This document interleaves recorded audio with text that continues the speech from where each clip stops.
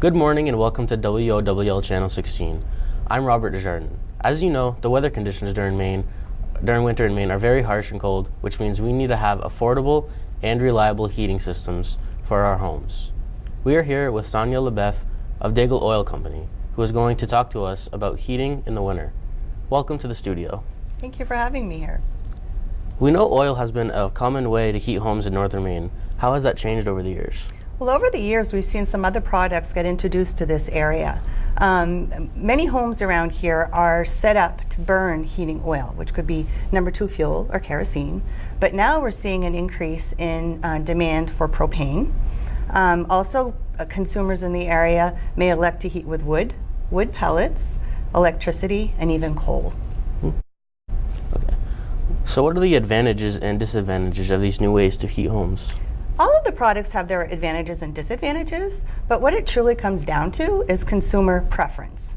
And some consumers don't have an option. If they buy a home in this area, let's say they move here from Massachusetts, that home that they purchase may already be set up to burn heating oil. So in that case, if the furnace is in good shape, they have no choice at that point but to purchase heating oil to heat their home. Now let's just say that same customer was interested in expanding their home, then they have options to heat that new addition, and possibly propane would be an option, because we do see customers electing to have a couple sources in one same home for a number of reasons. But truly, a lot of the factors are what the customer is themselves looking for. Yeah. For people who still heat with oil, what ways can they make improvements to save money during the cold months? There's so many improvements a customer can make in their home. Definitely winterizing their home is very important. Insulating the attic, insulating the pipes, insulating the ceiling to the basement are all simple steps that would help at least contain the heat inside the structure. It is very much recommended that anybody with a heating system have it cleaned every spring. An annual tune-up is what we call it. And filters are changed, parts are looked at, and we recommend this happens in the spring after a long cold winter because the furnace is working very hard. And then come the winter months, that system has had a chance, if there repairs were needed, you have the summer months to work on that. In addition to that, furnaces that are very old add to the heating cost in an average home. So in that case, rather than constantly just putting a Band-Aid fix and trying to fix the furnace, it's also recommended that possibly that customer look at alternatives. And at that time, they can take a look at maybe replacing the furnace to a new higher efficiency furnace. Today's furnaces are much more efficient. Or if they're interested in looking at converting to another source of fuel, then they can consult with a service manager at any of the local suppliers in the area who can make those recommendations. Okay. How do these various ways of heating your homes compare cost-wise? Well, out there are various heating systems for consumers to choose from. And based on possibly their budget and the product that they elect to use is going to determine or predicate the price. Pricing is very comparable and competitive in this community between, let's say, Daigle Oil Company and other suppliers. However, each product has its advantages and disadvantages in regards to cost.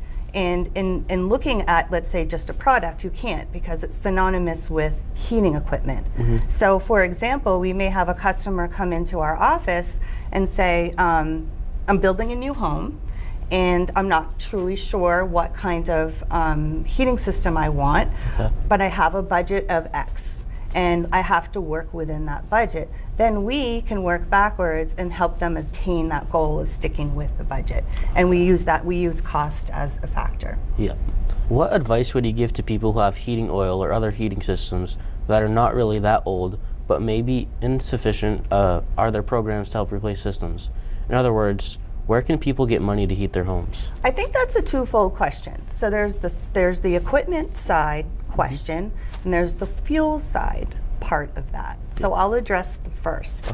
In regards to equipment, Efficiency Maine is a wonderful resource for consumers to take a peek at. They have a wonderful website, and on that website they often announce rebates that are offered. So for example, if somebody wants to put a heat pump in their home, Efficiency Maine for a period of time might have a rebate that they would pay the customer back if they put this in their home. And that follows through in a number of different scenarios. That's probably the best resource for a consumer to go to. And also, local banks and credit unions during this time of year do offer at times low interest loans for heating equipment. Yep. And that's something else that they would want to consider. Now, in regards to product, there are a number of things that consumers can do as well. Suppliers like Daigle Oil Company offer what's called a budget plan. And what we do with the budget plan is we factor a customer's heating oil costs throughout the course of the year. So let's say it's $3,000 is going to be the cost for you to spend on heating oil for your home. Yep. In the month of June, we put the contracts together. We contact you. We say, you're interested in budgeting your fuel this year? Yes, I am. And then what we'll do is we'll spread your cost out throughout 11 months. So you're making equal monthly payments. And the advantage there is that you're not getting that big winter bill. We may go deliver fuel in your tank and that could cost $700. Yeah. That's harder to swallow than paying a $200 monthly bill. So it's just an example of suppliers like Daigle Oil Company in the area that do offer those particular plans. But then to address also the fuel. This is one way to help consumers budget for their annual fuel. And then ACAP is another agency in the area that offers assistance to qualified customers. And we do encourage a lot of customers to consider that.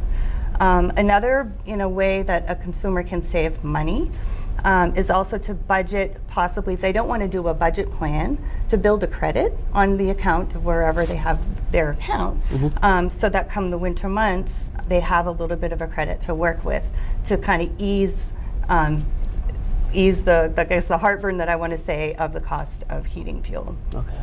Well, we thank you for coming into the studio. Is there anything else that you'd like to add? Yes, actually there is, and I'd like to address the consumers watching this program. Oftentimes, you may run out of hot water or you may have no heat.